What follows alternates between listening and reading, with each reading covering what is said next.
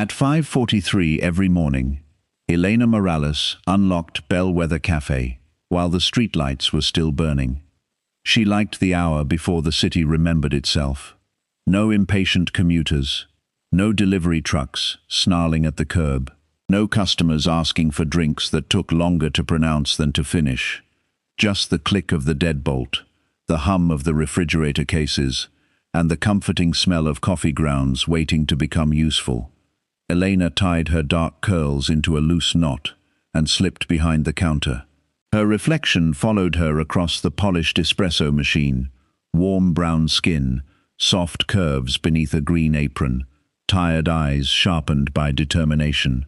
The rent envelope sat under the register, 3 days overdue. She pressed it flatter and started grinding beans. By 6:15, Bellwether was alive. Steam sighed from the milk wand.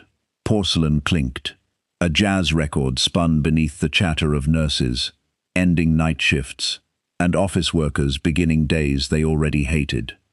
Elena remembered every regular. Mr. Hahn wanted cinnamon, never sugar. Lydia, from the courthouse, claimed she preferred tea, but ordered espresso whenever she had a difficult case. The elderly man in the grey cap always bought 2 blueberry muffins, though he arrived alone. At 7:20, Elena noticed the black sedan across the street. Its windows were too dark for the early hour. Its engine remained running, a faint ribbon of exhaust curling from the tailpipe. She looked once, then twice. The sedan pulled away. "Trouble?" asked Jonah, the cafe's teenage dishwasher. Elena wiped the counter. "Probably someone deciding whether our coffee is worth parallel parking." Jonah grinned, but his eyes followed the car until it vanished. By 8:30, the morning rush had turned Bellwether into controlled chaos.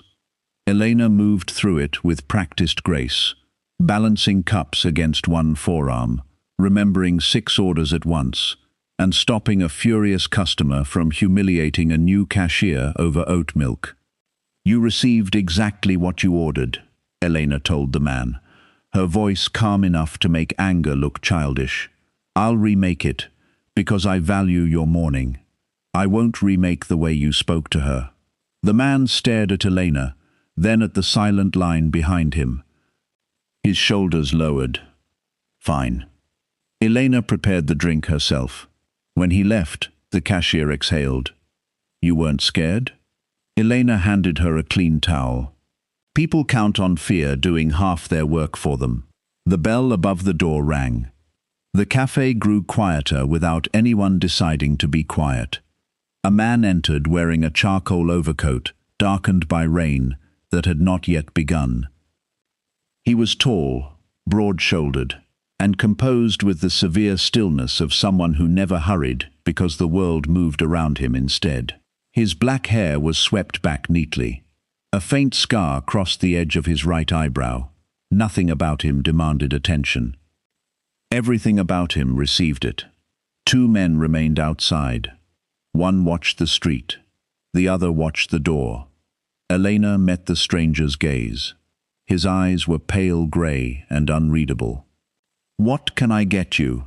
she asked. He looked at the menu as though prices were an unfamiliar concept. "Coffee.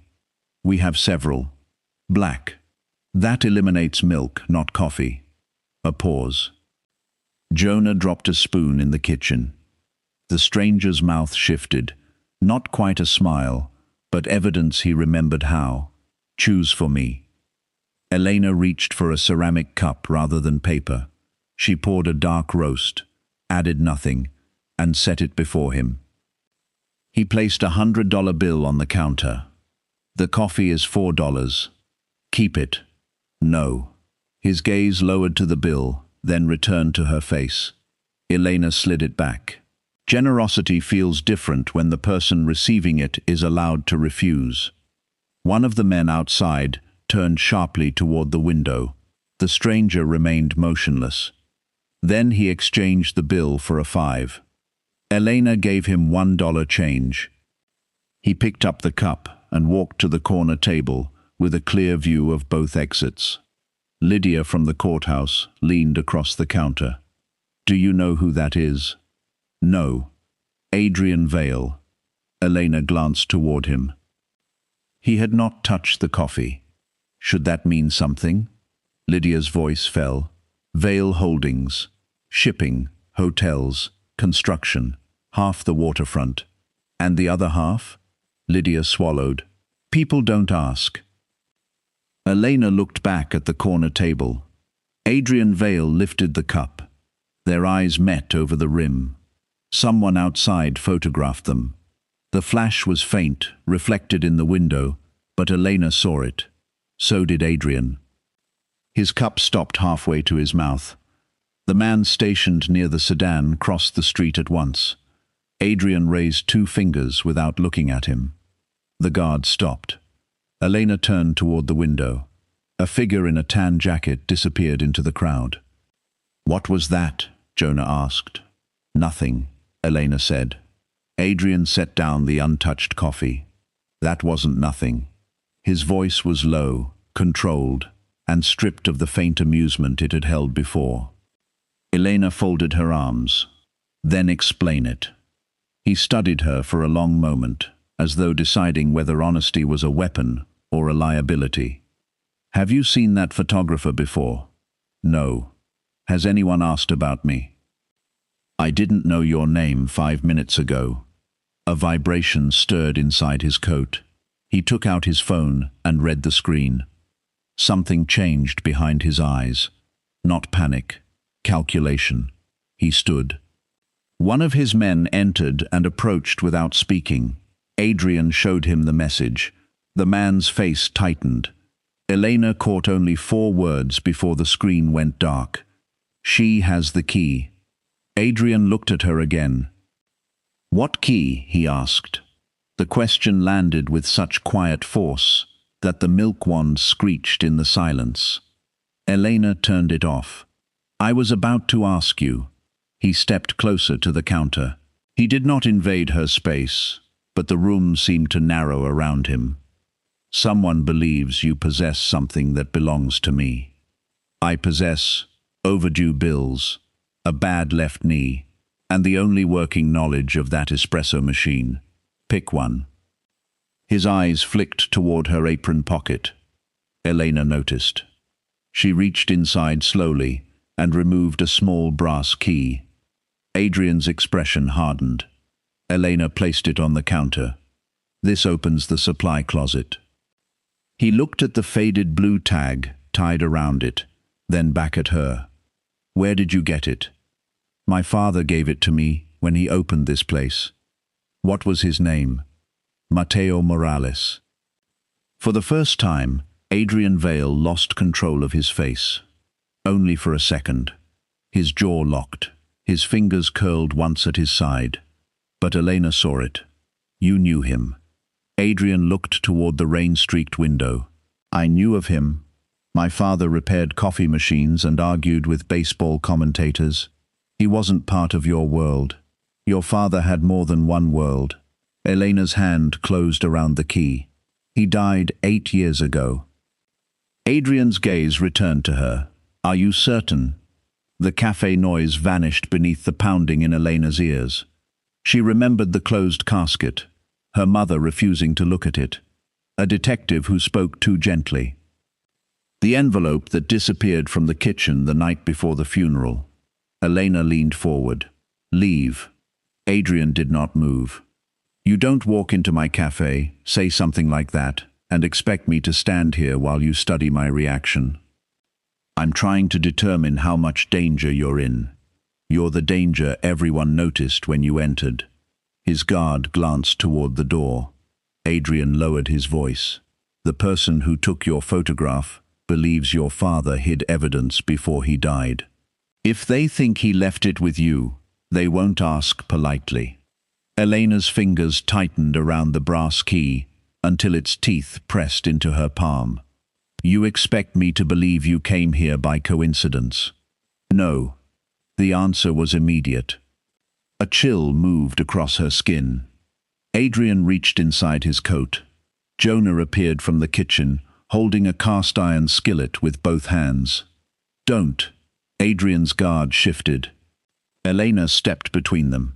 "Everybody stays exactly where they are." Adrian slowly removed an envelope and placed it on the counter. The paper was yellowed at the edges. Her name was written across the front. Elena recognized the handwriting before she touched it. Her father had always formed the capital E like a backward 3. She stopped breathing. "Where did you get this?"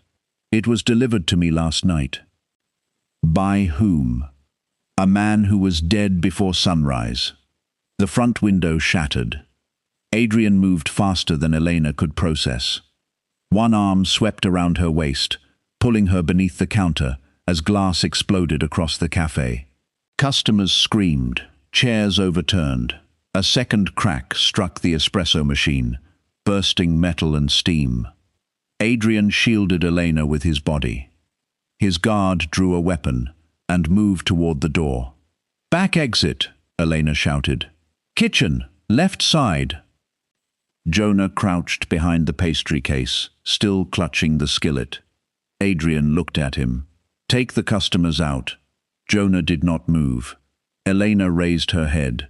"Jonah, look at me." His terrified eyes found hers. "Do exactly what we practiced for a fire. Lead them through the kitchen. Count everyone outside." Jonah nodded, once. He crawled toward the dining area. Another shot punched through the menu board. Adrian's hand closed over Elena's shoulder, keeping her low. "Who is shooting at my cafe?" she demanded. "I don't know yet." "Not good enough." "No," he said, watching the broken window. "It isn't." The gunfire stopped. Silence settled in fragments. Someone crying, water dripping from a severed pipe, the record player turning soundlessly after the needle had jumped. Adrian's guard returned from the entrance. Shooters gone. Black motorcycle heading east. "The sedan from earlier?" Elena asked. Adrian's gaze sharpened. "You saw a sedan?" She described it. His guard exchanged a look with him. "What?" Elena said. Adrian rose enough to scan the street. "That car belongs to my brother." A siren sounded several blocks away. Elena looked down. The envelope had fallen open. Inside was a photograph of her father, standing beside a much younger Adrian Vale. Between them stood a woman Elena had never seen. On the back, in Mateo's handwriting, was 7 words. "Elena must never learn who she is." Adrian saw the message. His face became still again, but the stillness no longer felt cold. It felt wounded. Elena held up the photograph. "Who is she?" Adrian stared at the woman for several seconds. When he answered, his voice was barely audible. "My mother." The police sirens grew louder. Adrian looked toward the door, then at the shattered windows, the frightened customers escaping through the kitchen, and the blood running from a cut along Elena's palm. "You can't stay here. This is my cafe. It was marked before I arrived." "So were you." His eyes narrowed. Elena picked up the brass key and slipped the photograph into her apron pocket. "I'm not going anywhere with a man who lies by omission and travels with armed guards." "Then go with the police." "You say that like it's a threat." Adrian glanced toward the approaching lights. "Because the officer leading that response buried your father's investigation 8 years ago." Elena watched the first patrol car turn onto the street. The man in the passenger seat stepped out before it fully stopped. Older now, heavier around the middle, but unmistakable. Detective Carl Voss. The man who had stood beside her mother at the funeral. The man who had promised Mateo's death was an accident. Voss looked through the ruined window. His gaze found Elena. Then it dropped to the envelope in her hand. His right hand moved toward his holster. Adrian extended his open palm. "Decide now." Elena looked at the detective, at Adrian, at the photograph her father never meant her to see. Then she placed her hand in Adrian Vale's. Adrian's hand closed around Elena's with steady pressure. Not ownership.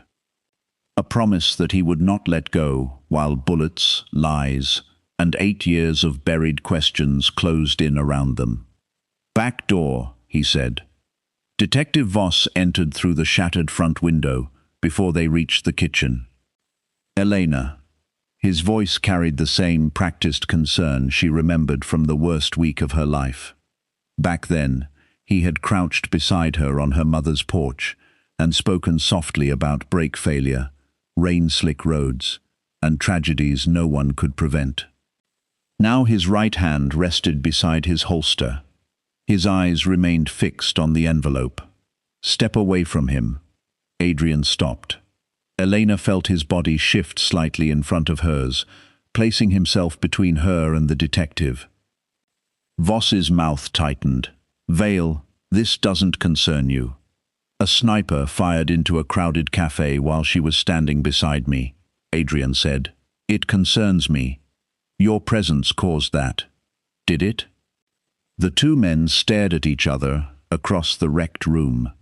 Neither raised his voice. That made Elena more afraid than shouting would have. She pulled her hand free from Adrian's and stepped beside him instead of behind him. "Detective," she said, "why did you look at my father's envelope before you checked whether anyone was hurt?" Voss's expression softened. "Too quickly. I saw something in your hand, that's all." "You saw it from the street?" "I saw you were frightened. I wasn't holding fear." A uniformed officer entered behind him, weapon drawn. "Sir, paramedics are 2 minutes out." Voss didn't look away from Elena. "Clear the building." "It's already cleared," she said. Jonah took everyone through the alley. The officer glanced toward the kitchen, surprised. Elena's voice remained calm.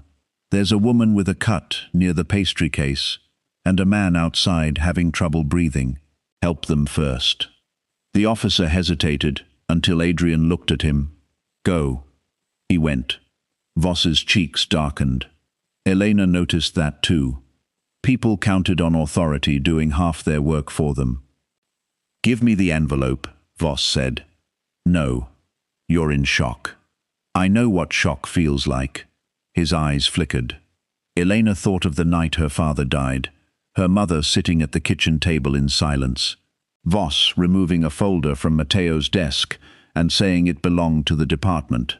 Elena had been 17, exhausted, and too numb to ask why a traffic detective needed her father's papers. She asked now, "What investigation did my father have?" Voss glanced at Adrian. "That's what he told you?" "He told me you buried it." A bitter laugh escaped Voss. "Of course he did." "Then correct him. I'm trying to keep you alive. So is he." The words came out before Elena had decided she believed them. Adrian looked at her, only for an instant. Then his attention returned to Voss. A paramedic appeared near the doorway. Behind him, another patrol car stopped at the curb. Adrian lowered his voice. "We need to move." Voss heard him. "You walk out that back door, Elena, and you become part of whatever he is." Elena touched the photograph inside her apron pocket. "My father was already part of it." Voss's face changed. "There. A crack in the performance." "Who told you that?" Elena said nothing. He took one step forward. Adrian's guard entered from the alley. "Cars ready." Voss drew his weapon. Adrian's guard drew faster. Elena moved between them. Both guns lowered by inches. "Enough," her voice cut through the room. "No one shoots inside my cafe again." Voss stared at her. For one breath, she saw the man who had attended her father's funeral. Then his eyes hardened. "If Vale takes you, I may not be able to protect you." Adrian answered quietly, "You never did." They left through the kitchen. Jonah stood in the alley, counting customers for the 3rd time. When he saw Elena, he rushed toward her. "You're bleeding." "It's a cut." The guy had a rifle. I noticed. His face crumpled, despite the sharpness of his words. Elena pulled him into a brief embrace. "You did exactly what I asked. I left you in there. You led 23 people outside." 24, he said into her shoulder. Mr. Hahn was in the bathroom. A laugh almost escaped her. Almost. She stepped back and removed the cafe keys from her apron. "Take these." Jonas stared at them. "Why?" "Go home. Don't come back until I call." "What about you?" "I need answers." He looked past her at Adrian. "You trust him?" Elena followed his gaze. Adrian stood beside a black SUV, scanning rooftops and windows. His overcoat was dusted with broken glass. A thin cut crossed his cheek. He looked less like a businessman now, and more like the truth Lydia had been afraid to name. "No," Elena said. "But I know he wants the same thing I do." "What?" She closed Jonah's fingers around the keys. "To find out why someone tried to kill me." Adrian opened the rear door. Elena did not move. "Where are you taking me?" "A secure residence." "Whose?" "Mine." "No." His guard glanced toward the street. Adrian remained patient. "What would you prefer?" "A public place." "The police station belongs to Voss." "A hospital." "The shooter knows you were injured." "My apartment." "Already being watched." Elena's eyes narrowed. "How do you know where I live?" "I investigated you before coming to the cafe." Honesty delivered without apology. She crossed her arms. "That was the wrong answer. It was the true one." "Why investigate me?" "Because a dead man delivered a letter written by your dead father." Elena looked at the waiting SUV, then toward the mouth of the alley. A tan jacket disappeared around the corner. "The photographer. He's there." Adrian turned. His guard ran toward the street, but a motorcycle engine roared beyond the buildings. Gone again. Elena took out the photograph. The woman between Matteo and Adrian looked directly at the camera. She was elegant, dark-haired and unsmiling. Around her neck hung a silver pendant shaped like a crescent. Elena had seen it before, not in a photograph. In her mother's jewelry box. She entered the SUV. Adrian sat opposite her, rather than beside her. His guard took the front passenger seat, while another man drove. The doors locked. Elena held up the photograph. "Tell me about your mother." Adrian watched the city move behind the dark glass. Her name was Sophia Vale. She disappeared 22 years ago. "Disappeared? My father said she abandoned us." "And you believed him?" "I was 13. What do you believe now?" "That my father lied about most things." The answer carried no heat, only an old weight worn smooth by time. Elena turned the photograph over again. Elena must never learn who she is. Adrian's gaze dropped to the words. "Your father wrote it?" "Yes." "That doesn't make sense." "None of this makes sense. It means he expected you to find the photograph. Or expected someone else to." Adrian looked at her with new attention. Elena continued. "If he truly wanted me never to know, he would have destroyed it. Instead, he wrote a warning on the back. A warning can also be a message. To whom? That's what we need to determine." The SUV turned sharply. Adrian's guard spoke into his cuff. 2 vehicles following, grey sedan and blue van. "Route 3, Adrian said. The driver accelerated. Elena gripped the door handle as buildings blurred outside. "You have numbered escape routes." "I have numbered everything." The blue van moved into the lane behind them. The grey sedan pulled alongside. Its rear window lowered. "Down," Adrian ordered. Elena ducked as glass cracked above her. The SUV swerved, striking the sedan's front panel. Metal screamed. Adrian leaned over Elena, bracing one hand against the seat to shield her. The driver cut through an intersection against the light. Horns erupted. The van remained behind them. Adrian pressed a hidden switch beneath the armrest. A steel panel rose across the rear window. "You keep armor in your cars? I keep armor around people others want dead." Elena looked up at him. "How many people is that?" His eyes held hers. "Fewer than there used to be." The van rammed them. Elena's shoulder struck the door. Adrian caught her before the second impact. He shouted an address to the driver. His guard turned. "That location isn't secure. They won't expect it. Neither will Marco." Adrian's expression became unreadable. "Call him." The name stayed with Elena. Marco, his brother, the owner of the black sedan outside Bellwether. The SUV cut into an underground parking structure. The grey sedan followed, but the steel gate crashed down between them. Its brakes shrieked on the other side. They descended 2 levels and stopped beside a private elevator. Adrian stepped out first. Elena followed, refusing the hand he offered. A man waited near the elevator, wearing a navy suit, and the expression of someone deeply inconvenienced by danger. He resembled Adrian around the eyes, though everything else was softer. His hair was lighter. His smile arrived easily. Too easily. "Brother," he said, "you bring gunfire to the nicest places." Adrian ignored the greeting. "Why was your sedan outside Bellwether this morning?" Marco's smile faded by half a degree. "Was it? You know it was." Marco looked at Elena. His gaze moved across her face with unsettling recognition. "So this is Matteo's daughter." Elena stepped closer. "You knew my father." Marco slipped his hands into his pockets.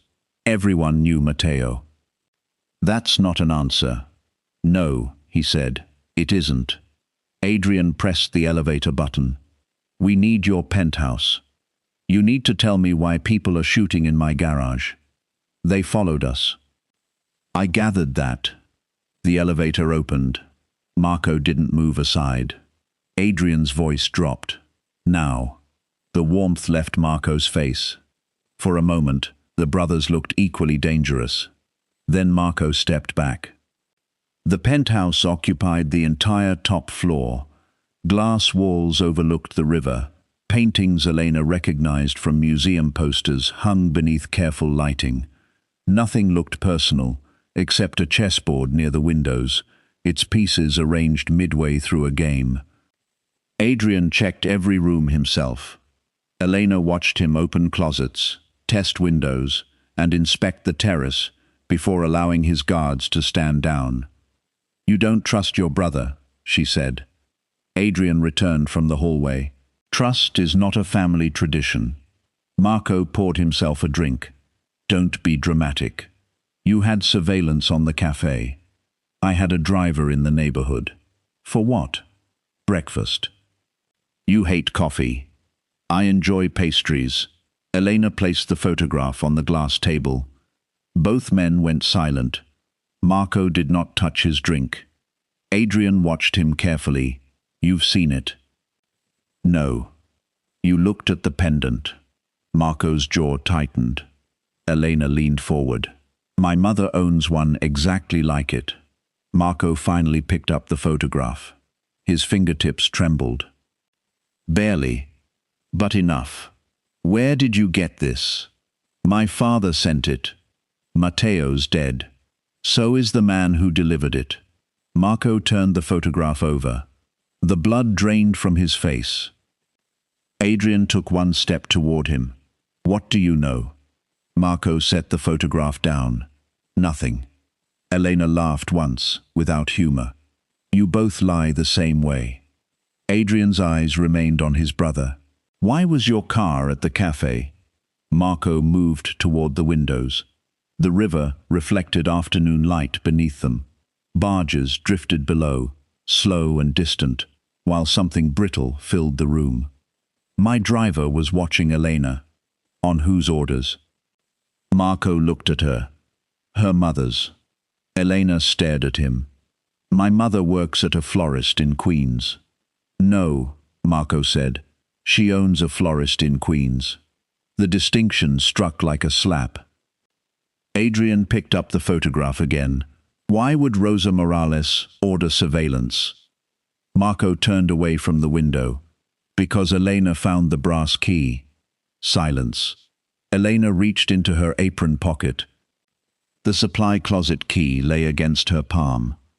Marco shook his head. Not that one. He walked to the chessboard and lifted the black king. A tiny compartment opened in its base. Inside rested another brass key. It was longer, darker, and marked with the same faded blue thread as Elena's. "My father gave you this?" she asked. "No." "Then who did?" Marco looked directly at Adrian. "Your mother." Adrian did not move. Marco continued. 3 weeks after she supposedly abandoned us. The room seemed to tilt around Elena. "You saw Sophia after she disappeared." "I was 9.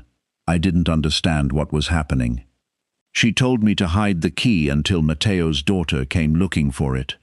Adrian's voice turned cold. "You kept this from me for 22 years.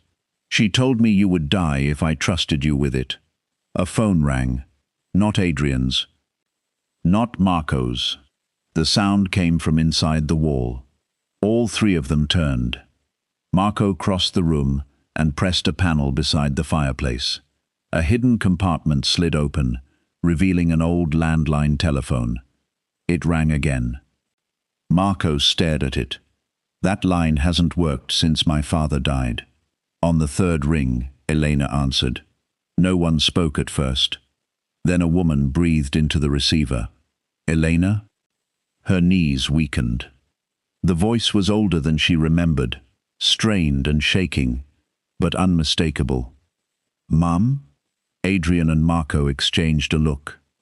"Elena, listen carefully," Rosa whispered. "You cannot trust either Vale brother." A sharp sound came through the line. A door breaking. Her mother gasped. The phone dropped. A man's voice replaced hers. "Bring both keys to St. Orison Station by midnight." Elena gripped the receiver. "Who are you?" The man laughed softly. "Ask Adrian what he did to your father." The line went dead. Elena turned. Adrian's face held no surprise, only dread. "What did you do?" she asked. He looked at the key in Marco's hand, then at her. 8 years ago, he said, "I ordered Matteo Morales killed." Elena did not move. Outside the penthouse windows, the river carried sunlight in broken silver lines. Inside, the silence pressed against every wall. Adrian stood near the chessboard, his face stripped of every defense except stillness. Elena's fingers curled around the dead telephone receiver. "You ordered my father killed." "Yes." Marco whispered a curse. Elena placed the receiver back in its cradle with care. If she moved too quickly, she feared something inside her would split open. "Why?" Adrian looked at the photograph on the table. "Matteo had evidence that my father was laundering money through the port. Judges, police captains, council members. Half the city was being paid through shell companies. That explains why your father wanted him dead." "My father was already dead." Elena's eyes narrowed. Adrian continued. "I had just taken control of the organization. Matteo contacted me and demanded protection. He said he would expose everyone unless I helped him move Rosa and you out of the country. And you refused." I agreed. The answer hit harder than denial. Adrian walked toward the window, though his reflection kept facing her. "Before I could move you, someone leaked the plan. Matteo disappeared. Evidence pointed to him selling the files to a rival family. I believed he had betrayed me. So you had him murdered. I gave the order." Elena crossed the room and struck him. The sound cracked through the penthouse. Adrian's head turned with the blow. He did not raise a hand. A red mark spread across his cheek beside the thin cut from the cafe. Marco stepped forward, but Adrian stopped him with a glance. Elena's palm burned. My mother identified his body. Adrian looked back at her. There was no body. Her breath caught. The car was recovered from the river, he said. A burned corpse was found inside. Dental records confirmed it was Matteo. Then why are you saying there was no body? Because the records were falsified by Carl Voss. The detective's name settled between them. Elena remembered Voss removing the file from her father's desk, his hand on her mother's shoulder, his promise that Matteo had died instantly. What happened after you gave the order? The men I sent never reached him. Their vehicle exploded 12 blocks from the river. Marco's expression sharpened. You never told me that. You were 17. I was running half your accounts. You were still my brother. Marco's laugh held no warmth. That has never protected anyone in this family. Elena looked from one man to the other. Did you verify my father's death? I tried, Adrian said. Every path led back to Voss. Then Rosa vanished with you, and the case was sealed. My mother didn't vanish. We moved across town. Not according to public records. Rosa Morales and her daughter were listed as deceased 6 months after Matteo. Elena felt the room contract. That's impossible. Marco crossed to a desk and opened a laptop. His fingers moved across the keyboard. Birth records, school files, tax identification, he said. Those could all have been rebuilt under quiet protection. Protection from whom? The telephone rang again. Elena snatched it up. Mum? A man spoke instead. You have 43 minutes. In the background, Rosa cried out. Elena gripped the cord. Let me speak to her. Bring the keys. How do I know she's alive? A pause. Then Rosa's voice came through, breathless. Elena, don't bring them anything. A blow landed. She screamed. Adrian took the receiver from Elena. If you touch her again, you gave that order once before, Vale. Shall I remind Elena where her father was when you signed his death warrant? Adrian went silent. The caller laughed. St. Orison Station, midnight. No police, no convoy. Elena brings both keys. The line died. Marco checked his watch. 39 minutes. Elena held out her hand. The key. Marco closed his fingers around it. That's exactly what they want. They have my mother. They'll kill her whether you bring it or not. Then help me make sure they don't. Adrian took the second key from Marco. No one goes to the station until we know what they open. Elena stared at him. You don't get to decide. No, but I know St. Orison. Marco looked at his brother. The abandoned rail terminal? It was built above a prohibition vault. My grandfather used it before the waterfront tunnels were sealed. Elena pulled her supply key from her apron. 2 keys. Same blue thread. Different lengths. What's inside the vault? Adrian's gaze moved to the photograph of Sophia. My mother's proof. A loud crack came from the terrace. The glass door fractured. Adrian shoved Elena behind a marble column as a bullet tore through the room and struck the chessboard. Pieces scattered across the floor. Marco dropped beside the sofa. Adrian's guards returned fire toward the neighboring tower. The lights went out. Emergency lamps blinked red along the floor. Roof access compromised, a guard shouted. Another gunshot punched through the ceiling. They're above us too. Adrian drew a pistol from beneath his coat and handed it to Marco. Service stairwell. What about you? I'll cover the hall. Elena grabbed Adrian's wrist. We go together. His eyes met hers in the red light. You should hate me. I do. The words landed cleanly. She tightened her grip. But hating you won't save my mother. Something shifted in his expression. Not relief. He knew better than to ask for that. Respect, perhaps. He nodded once. They moved into the service corridor. Smoke curled beneath the far door. Someone had set fire to the elevator controls. Marco led them down a narrow stairwell, while Adrian remained behind Elena. 2 floors below, footsteps echoed upward. "Company," Marco said. Adrian raised his weapon. Elena pointed toward a maintenance door. "Laundry chute." Marco stared at her. "You want us to climb into a wall. I worked in hotels through college. This building was renovated from the old Astor. The chute reaches the basement sorting room. How do you know this was the Astor?" "The tile pattern." Gunmen appeared at the landing above. Adrian fired twice. Elena kicked open the maintenance door. The chute was narrow, dark, and steep. Marco looked down. Absolutely not. A bullet struck the railing beside his head. He climbed in. Elena followed. The metal shaft tore at her apron as she slid through darkness. She hit a pile of linen hard enough to drive the air from her lungs. Marco landed beside her with considerably less dignity. Adrian dropped seconds later, rolled, and stood with his weapon ready.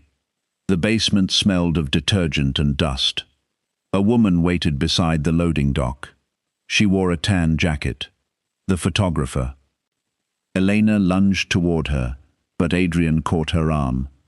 The woman raised both hands. "I'm not with them." "You photographed me," Elena said, "to keep track of who found you first. Who are you?" The woman removed her cap. A pale scar ran from her temple to her jaw. "My name is Claire Mercer. I worked with your father." Adrian's expression hardened. "You were declared dead in the harbor bombing. That was the idea." Claire reached slowly into her jacket and pulled out a small digital recorder. Mateo knew someone had forged the evidence against him. He asked me to identify the leak. "Voss?" Elena asked. Claire looked at Adrian. "No." Marco's posture changed. Claire pressed play. Static filled the room. Then a younger Adrian's voice spoke through the speaker. "Mateo cannot leave the city alive." Elena looked at him. Adrian's face went grey. The recording continued. Another voice answered, distorted but familiar. "Leave the details to me." Elena had heard that voice less than an hour ago, on the telephone. The man holding her mother. Marco stared at the recorder. "That's my voice." Claire stopped the playback. "No," she said. "It was engineered from separate recordings. Mateo discovered the fabrication before he disappeared." Adrian's eyes narrowed. "Who created it?" Claire looked toward the loading dock door. A shadow moved behind the frosted glass. She pulled a pistol. The door burst inward. Gunfire thundered through the basement. Adrian dragged Elena behind an industrial washer. Marco fired from the linen carts. Claire shot toward the entrance, then jerked backward as a bullet struck her shoulder. Elena crawled to her. "Stay with me." Claire pressed the recorder into Elena's hand. "There's another file." "Where?" "Inside the blue thread." Elena looked at the 2 keys. The faded strands tied around them were not thread. They were thin plastic tubes. Adrian sliced one open with a pocket knife. A tiny memory card fell into his palm. Claire's breathing turned shallow. "Mateo split the evidence," she whispered. "One key opens the vault. The other opens the truth." A gunman rounded the washer. Elena seized a metal laundry pole and drove it into his wrist. His weapon clattered away. Adrian struck him once and lowered him to the concrete. He looked at Elena. She was already taking the fallen gun. "Safety?" she asked. He showed her. No praise, no condescension, only trust. Marco came around the carts, bleeding from his upper arm. "We need to leave." Claire caught Elena's sleeve. "Your father is alive." Elena froze. "Where?" I don't know.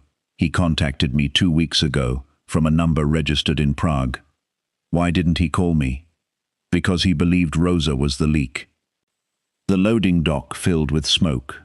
Adrian lifted Claire while Marco opened the emergency exit. They emerged into an alley behind the tower. A black car waited at the curb. The driver stepped out. Elena recognized him from the photograph Adrian had shown his guard at Bellwether, the dead courier. He was very much alive. He opened the rear door. Inside sat Detective Voss. Rosa was beside him, wrists bound. Voss pressed a gun against her ribs. "Both keys," he said. Elena raised the weapon she had taken. Voss smiled. "You won't shoot through your mother." Rosa lifted her face. Her eyes found Elena's. There was fear in them, and shame. "Tell her," Voss said. Rosa closed her eyes. "Your father didn't hide the evidence from the Vale family." Elena's grip tightened. Rosa looked at her again. "He hid it from me." Voss's smile widened. "Because your mother was the one who sold him out." Rosa's confession did not sound like truth. It sounded like a blade dragged slowly across glass. Elena stood in the alley with a stolen gun in her hands, rain beginning to dot the pavement between her and the black car. Her mother sat inside with her wrists bound, Detective Voss's weapon pressed against her ribs. Adrian carried the wounded Claire against his chest. Marco leaned against the brick wall, one hand clamped over the blood spreading through his sleeve. No one moved. "Say it again," Elena said. Rosa looked at her through the open car door. "I gave Voss information about your father." "Why?" "I thought I was protecting you." Voss laughed softly. "They always say that." Elena kept the gun aimed at him. "What information?" Rosa's lips trembled. "Where Matteo stored his files. Who he trusted. When he planned to leave." Adrian lowered Claire carefully beside the wall. His attention never left Voss. "You were the leak," he said. Rosa shook her head. "Not at first." The rain grew heavier, tapping against the car roof. Voss pressed the muzzle deeper into Rosa's side. "Enough family history. Put down the weapons and bring me the keys." Elena's finger rested beside the trigger. "Let my mother go." "No. Then you get nothing." "You think you're negotiating?" "I run a cafe. I negotiate with exhausted people before sunrise. You're not special." Voss's smile disappeared. Adrian glanced at Elena, then at the parking structure entrance behind Voss. A flicker. Barely there. Someone else was inside. Elena understood without looking. She shifted her stance, blocking Voss's view of Adrian's hand as he reached toward the inside of his coat. Voss noticed her movement. "Don't." Adrian stopped. Rosa stared at Elena. "Your father found out what I had done," she said quickly. "He wanted to take you away from me." The words reached Elena through the rain. "He was alive after the crash?" Rosa closed her eyes. "Yes." Everything inside Elena went still. 8 years. 8 birthdays. 8 Christmas mornings, with one chair missing. 8 years of her mother standing at Matteo's grave, leaving white roses on an empty coffin. Elena's arms lowered by inches. Voss smiled again. Adrian's voice cut through the alley. "Keep the gun up." Elena looked at him. His face was hard, but his eyes were not. "Pain later," he said. "Survival now." She raised the weapon again. Voss tilted his head. "He gives orders well. That's how your father ended up in the river." Adrian stepped forward. "You forged the recording. I improved the truth. You framed Matteo as a traitor. I made him useful." Marco's voice came from the wall, faint but steady. "Useful to whom?" Voss looked at him. "To the people who actually understand power." A dark figure moved behind the car. Voss turned too late. Jonah swung the cast-iron skillet into his wrist. The gun fired into the pavement. Rosa screamed. Elena ran. Adrian crossed the distance faster, striking Voss against the car, while Jonah dragged Rosa through the opposite door. The driver reached beneath his jacket. Marco fired once. The driver collapsed beside the front wheel. The alley erupted. Adrian wrestled Voss to the ground.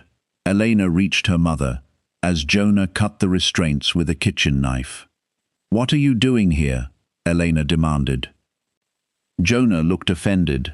"You gave me the cafe keys, not permission to disappear." A bullet struck the rear windshield. The glass burst inward. Adrian's guards emerged from the parking structure and returned fire toward the rooftops. Voss drove his elbow into Adrian's ribs and reached for a second weapon strapped to his ankle. Elena saw it. She raised her gun. Voss froze. "Kick it away." He looked at her, breathing hard. "You're not a killer." "No." Rain ran down Elena's face. "But I'm done letting men like you decide what I can survive." Voss kicked the gun across the pavement. Adrian pulled him upright and shoved him against the car. Claire, pale and bleeding, called from the wall. "We have to move. They're coming for the keys." "Who?" Elena asked. Claire looked toward Voss. "He knows." Voss said nothing.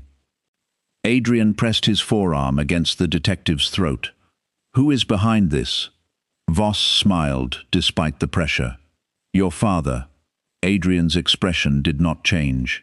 Marco's did. "Our father is dead. Sebastian Vale died in a hospital 7 years ago," Voss said. His empire did not. Headlights swept across the far end of the alley. 3 vehicles entered without license plates. Adrian released Voss and turned. "Everyone inside the garage." They moved. Jonah supported Rosa. Marco helped Claire. Elena stayed beside Adrian as gunfire struck the walls behind them. Voss ran in the opposite direction. One of the incoming vehicles slowed. Its rear door opened. Voss climbed inside. Elena saw the passenger waiting for him. An elderly man in a dark overcoat, his face hidden beneath the brim of a hat. On his right hand gleamed a gold ring shaped like a crowned serpent. Adrian saw it too. For the first time since Elena had met him, fear broke through his control. "My father's ring." The vehicle sped away. They reached a service tunnel beneath the garage. Adrian sealed the steel door behind them as bullets hammered the other side.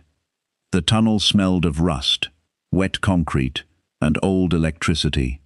Marco slid to the ground. His face had lost color. Elena knelt beside him and pulled his hand away from the wound.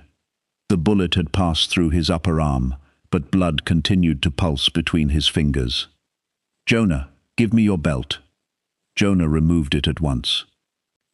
Elena tied it above the wound, tightened it, then tore a strip from her apron to pack the exit hole. Marco watched her work. "You really are full service. Save your jokes for when you're not bleeding on me." His smile flickered. Adrian stood several feet away, listening to the gunfire above them. Rosa watched him. "You look like Sebastian when you're angry." Adrian turned slowly. "You knew my father." Rosa's face tightened. "I worked for him." Elena looked up. "At the florist." "The florist came later." "What did you do?" Rosa sat against the tunnel wall, her hands still marked from the restraints. "I kept records. Accounts, names, payments. For the Mafia," Jonah said. Rosa looked at him. "For men who called themselves businessmen." Adrian walked closer. "You worked for Sebastian when Sophia disappeared." "Yes." The tunnel seemed colder. Adrian's voice dropped. "What happened to my mother?" Rosa looked at the photograph in Elena's apron pocket. She discovered Sebastian was paying officials to falsify land seizures along the waterfront. Families were forced from their homes. Buildings were burned. Insurance money disappeared through charities. My father did worse than steal property. He did. And Matteo. He was hired to repair equipment at one of the warehouses. He found a hidden server room. Elena remembered her father's hands, always scarred from tools and hot metal. He copied the files. Rosa nodded. Sophia helped him. Adrian's jaw tightened. They worked together. They trusted each other. Did they love each other? The question was quiet. Rosa hesitated. Elena watched Adrian absorb the hesitation. "Answer him," she said. Rosa looked at Adrian. Sophia loved her sons. Matteo loved his family. Whatever existed between them never became what Sebastian accused them of. Marco gave a pained laugh from the floor. Our father never needed truth before punishing someone. Adrian looked toward the darkness at the end of the tunnel. What did he do to her? Rosa's eyes filled. He locked her beneath St. Orison Station. No one spoke. Adrian's hand curled into a fist. How long? 6 months. Marco's face went blank. Rosa continued, each word costing her. Matteo helped her escape. Voss was a young officer then. He was supposed to move her to a safe house. Adrian turned toward the sealed door, as though he could see Voss through concrete and steel. He sold her back. No, Rosa said. He sold her to someone worse. A low mechanical sound moved through the tunnel. The lights flickered on one by one. Not from their end. From deep ahead. Someone was activating the old passage. Claire struggled upright. We need to reach the vault before they do. Adrian looked at her. You can barely stand. I can still talk. Then tell us what the keys open. Claire pointed to the brass key in Elena's hand. Matteo's key opens the outer vault. Then she pointed to the one Marco carried. Sophia's opens a deposit chamber inside. And the memory card? Elena asked. Claire looked at Rosa. That proves who gave Matteo's location to Voss. Rosa lowered her gaze. Elena removed the card from the split blue tube. Do we have a device? Marco reached into his jacket with his uninjured hand and pulled out his phone. Adrian took it. Claire stopped him. Once opened, the file sends its location to every address stored inside. A dead man's switch, Marco said. Yes. Who receives it? Federal investigators, journalists, judges who weren't bought. Voss's men struck the steel door behind them. The hinges groaned. Elena held out her hand. Play it. Rosa looked at her. Please don't. Elena's eyes remained on the card. You let me mourn a living man. I was afraid. You let me believe he abandoned life. He abandoned us. The words slipped out. Rosa covered her mouth. Elena turned toward her slowly. What does that mean? Rosa began to cry. Not loudly. That made it worse. Matteo survived the ambush. He had a chance to come home. He chose the evidence. No. He said if he returned, Sebastian would find you. He said staying dead was the only way to keep you safe. Elena shook her head. You told him to stay away. Rosa did not answer. You told him. I begged him. Elena stepped back. The tunnel blurred. Her father had been alive. Her mother had known. Every choice Elena had made since 17, working through college, keeping Bellwether open, paying debts that were never hers, comforting Rosa through grief that was partly performance, had been built on a lie. She turned away before anyone could touch her. Adrian did not. He stood beside her, close enough to be present, far enough not to claim the pain. The steel door buckled. 2 minutes, one of the guards said. Claire pointed down the illuminated tunnel. St. Orison is under 6 blocks away. Adrian lifted Marco to his feet. Jonah helped Claire. Rosa remained against the wall. Elena looked at her. "Get up." Rosa stared at her through tears. "You still want me with you?" "No," Elena said, "but I won't leave you for Voss." Rosa stood. They moved through the tunnel. The passage widened beneath the abandoned station. Old tiles appeared along the walls, stained by water and smoke. Rusted signs pointed toward platforms that had been closed for decades. At the final junction, Adrian stopped. Fresh footprints crossed the dust. Someone had arrived before them. He signaled his guards forward. The vault door waited behind an iron gate. It was already open. Elena's key had never been needed. Inside, shelves had been stripped bare. Documents burned in metal barrels. Hard drives lay smashed across the floor. At the center of the chamber stood a hospital bed. A woman lay beneath white sheets. Her hair was silver. Her body looked fragile, nearly swallowed by the mattress. Around her neck hung the crescent pendant from the photograph. Adrian stopped breathing. Marco leaned against Elena to remain standing. The woman opened her eyes. Pale grey, the same as Adrian's. "Sophia," Rosa whispered. Adrian approached the bed as though each step crossed 22 years. "Mother?" Sophia's gaze moved over his face. Her hand lifted, trembling. Adrian caught it. She touched the scar near his eyebrow. "My boy." The restraint in him broke without sound. His knees struck the floor beside the bed. Marco turned his face away. Elena watched Adrian bow his head over his mother's hand. No orders, no calculations, only a son who had spent most of his life believing he had been abandoned. Sophia looked past him. Her eyes found Elena, Matteo's daughter. Elena approached slowly. "Where is my father?" Sophia's expression changed.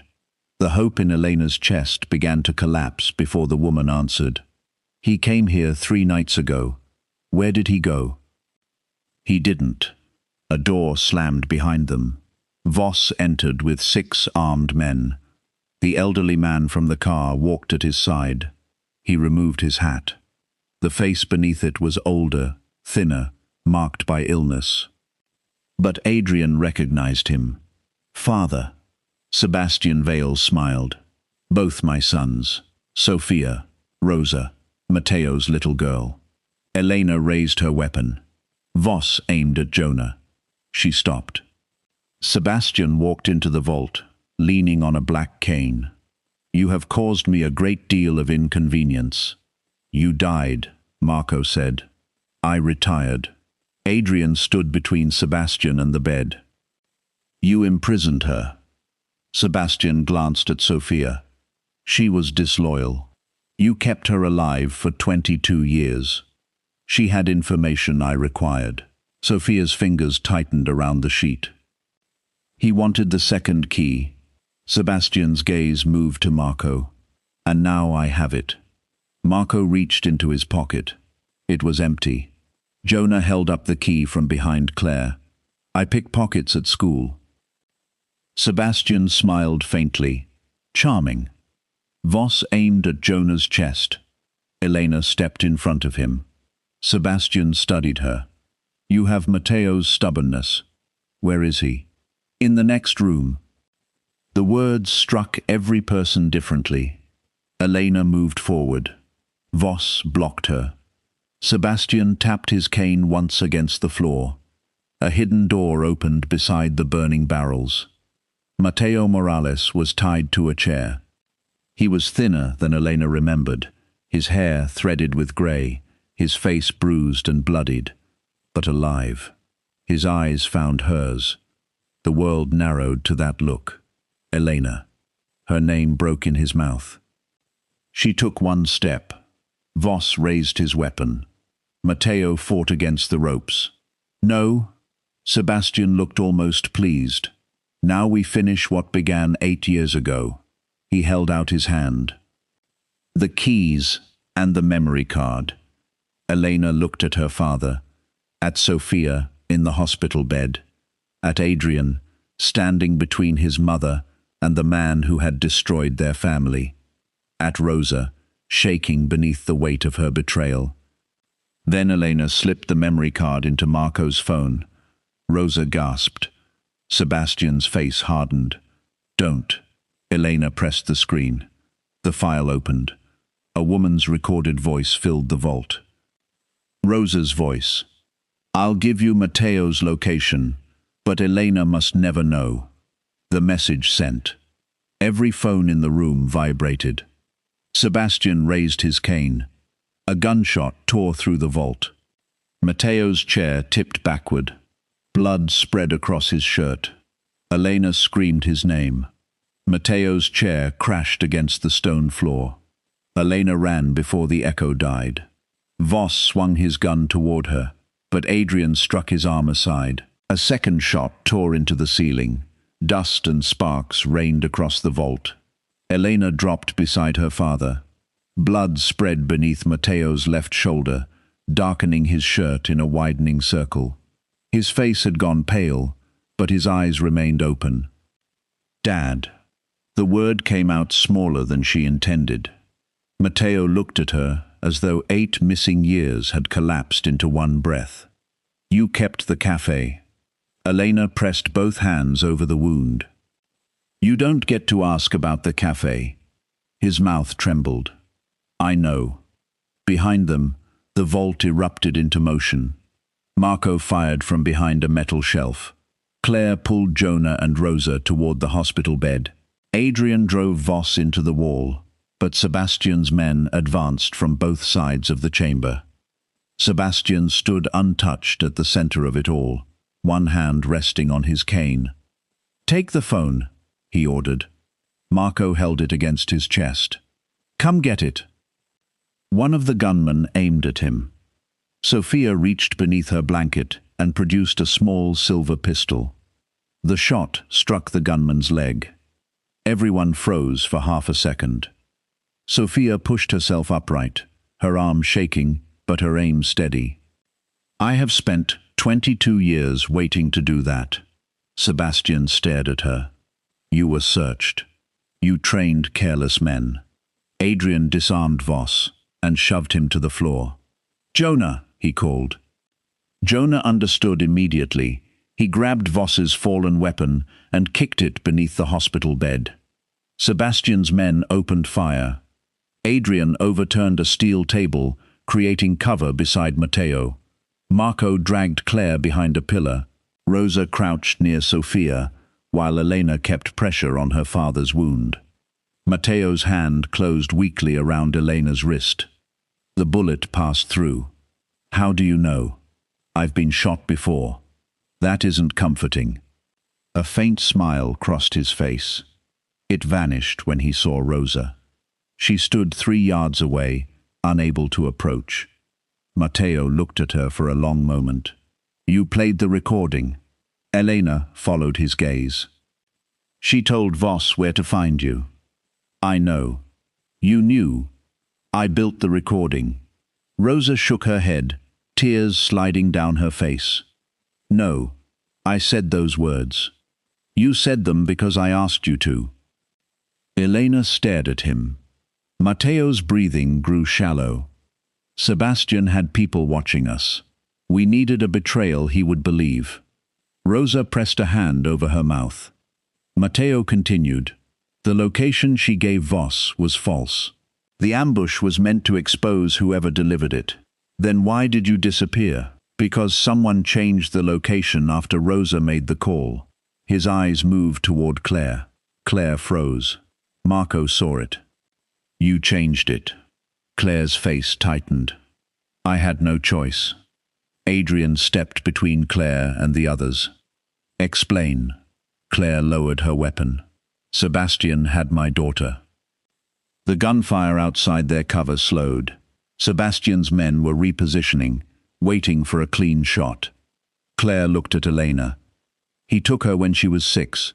He promised she would live if I gave him Matteo's route." "Did she?" Claire's eyes emptied. For 7 years, Sebastian watched from across the vault, longer than most debts are honored. Claire turned her pistol toward him. Adrian caught her wrist before she fired. Not yet. She fought him. He killed her. And if you fire now, his men kill everyone. Claire's breath came in broken bursts. Adrian did not take the weapon from her. He only held her arm until the shaking stopped. Respect before control. Elena saw it even through the chaos. Sebastian raised his voice. You are all confusing grief with leverage. His men moved closer. Voss remained on the floor, one hand hidden beneath his coat. Jonah noticed. He grabbed the cast-iron skillet from where it had fallen near the door and struck Voss's elbow. A small knife clattered across the stone. Voss stared up at him.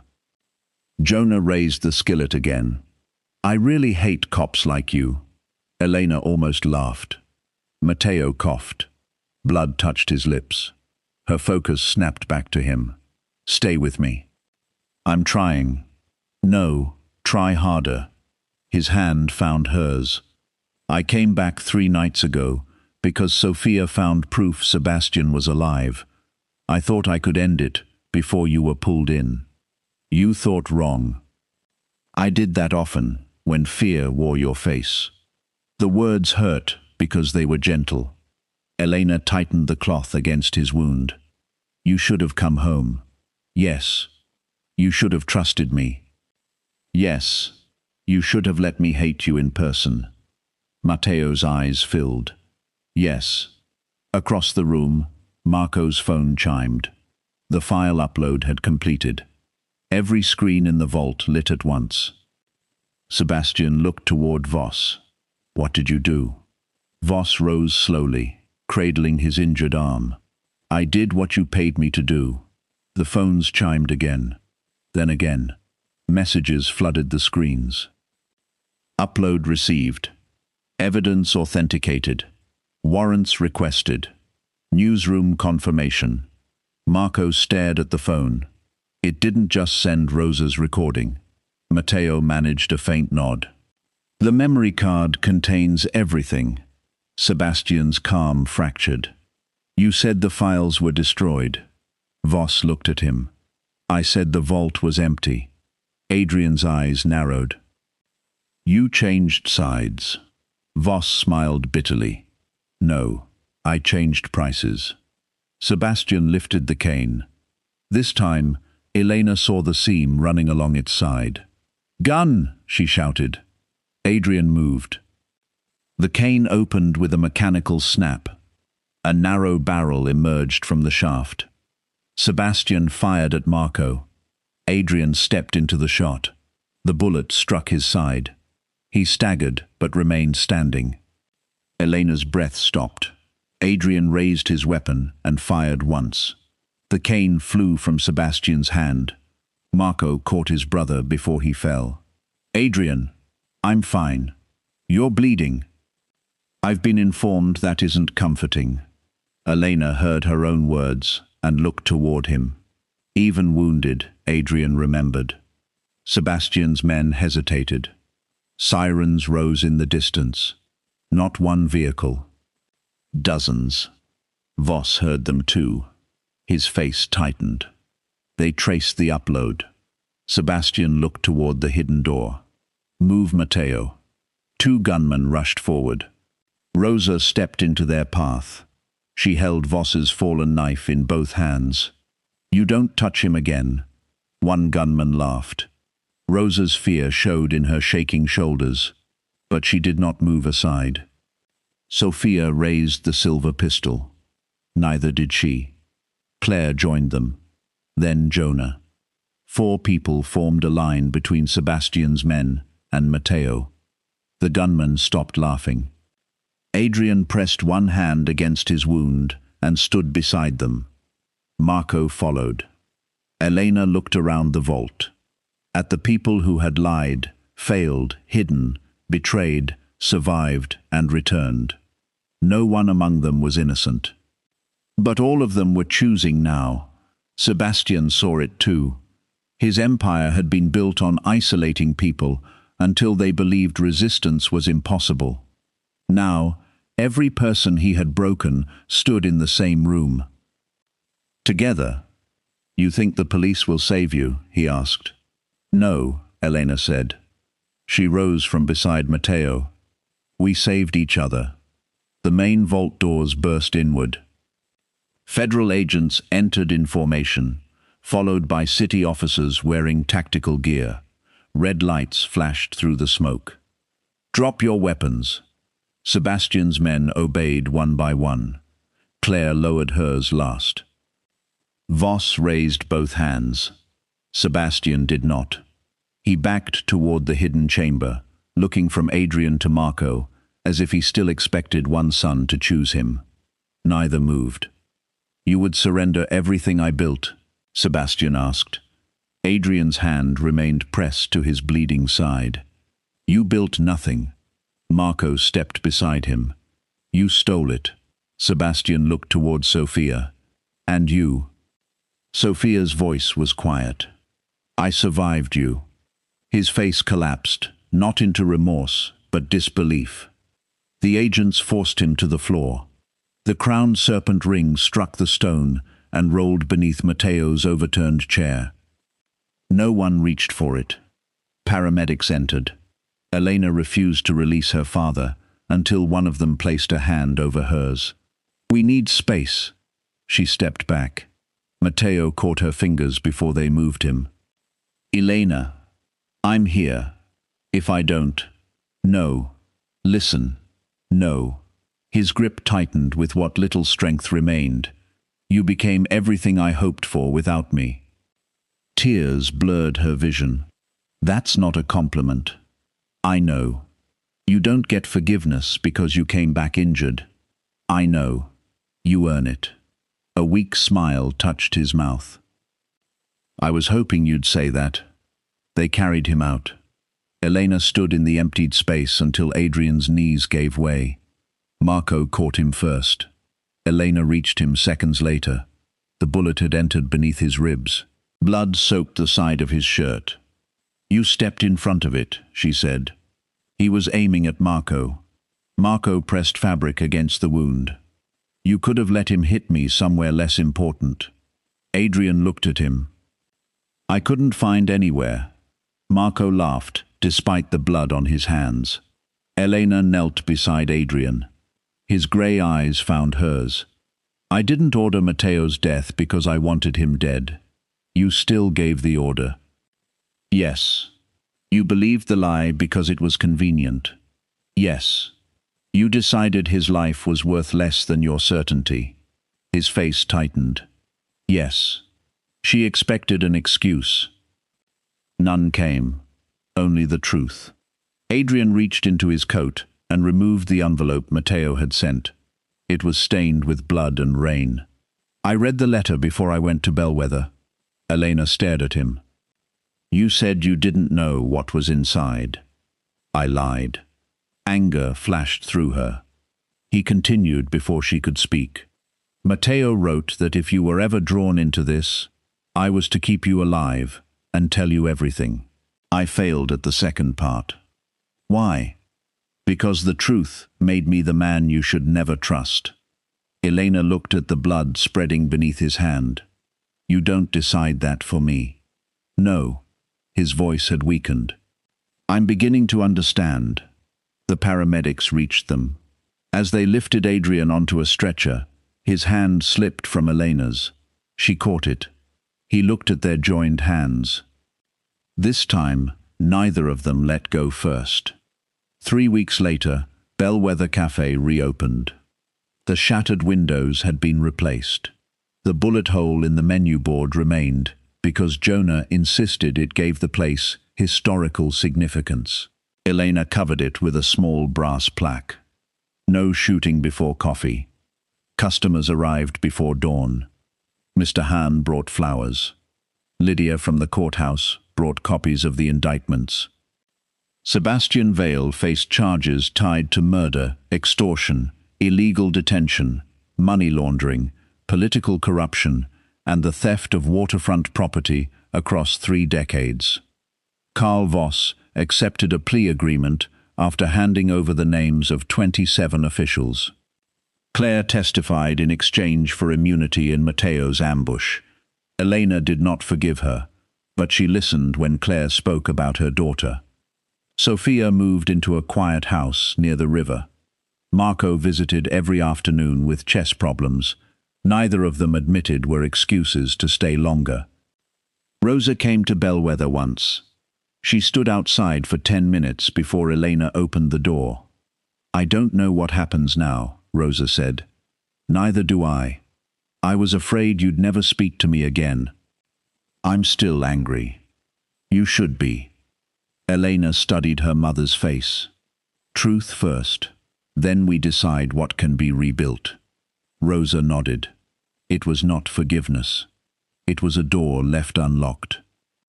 Matteo spent 12 days in the hospital. He returned to Bellwether with a sling, a cane, and the humility to wait in line. When he reached the counter, Elena folded her arms. "What can I get you?"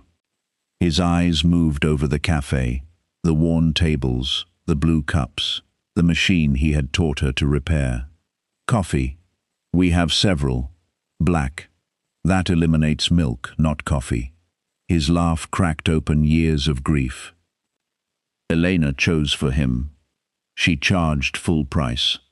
At 7:20, a black sedan stopped across the street. Jonah looked through the window. "Should I get the skillet?" "Not yet." Adrian entered alone.